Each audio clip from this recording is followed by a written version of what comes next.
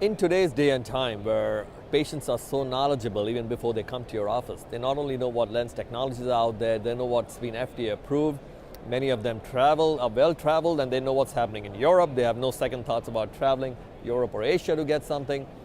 I think it's very important for the ophthalmologists and eye care specialists also to be aware of what's happening not only in their fields but what's happening outside the country, in the world, because people are so savvy. It's important to know that. And then of course you have to address the outcomes at that level too. If patients are reading that certain technologies are working, and why aren't you proposing those technologies, or why aren't you getting the results? Well, now there are certain diagnostics that add to your armamentarium.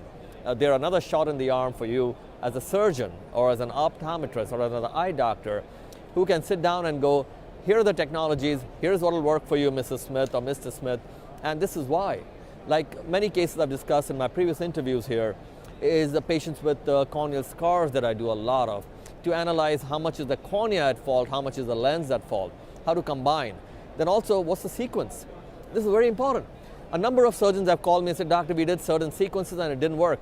Well, you have to plan the sequence by measurements. You can't just go into the eye, do a cataract, and then come out and scratch your head going, what do I do with the cornea now? It's got RK or scars or whatever.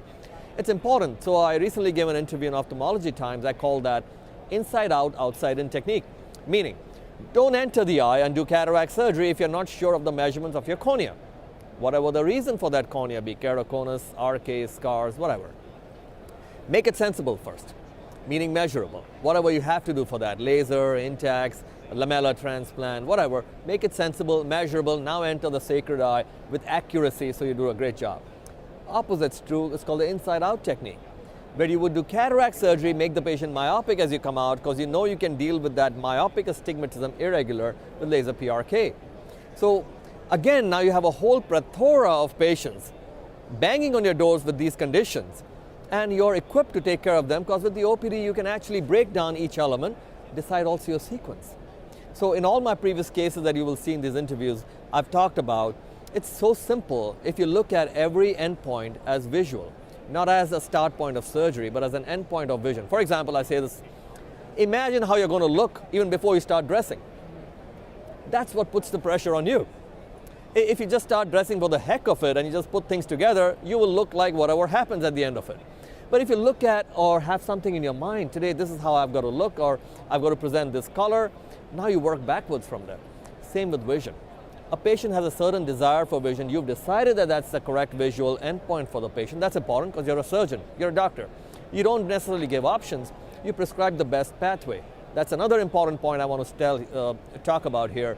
As somebody who sees patients who are unhappy with their surgeons, I think it's vital that the surgeon be confident in what they're doing. Making a mistake is not an issue. We're all human. The point is to guide the patient in the right direction and then stand by that with your own confidence that you will deliver. So that's vital. So along that point, if we talk about endpoints for patients with vision, I think the OPD again becomes your tool, your armamentarium, a team player where you go, Mrs. Smith, I'm going to do for you a staged procedure, and here's my sequence, and here's why.